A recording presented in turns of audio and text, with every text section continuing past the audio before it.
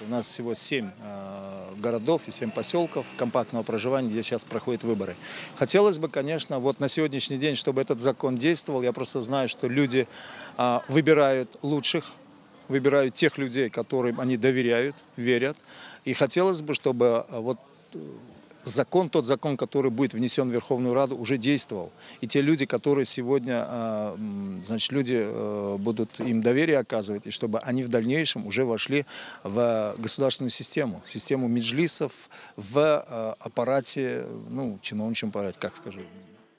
14, 17, 8, 13, 13, 16.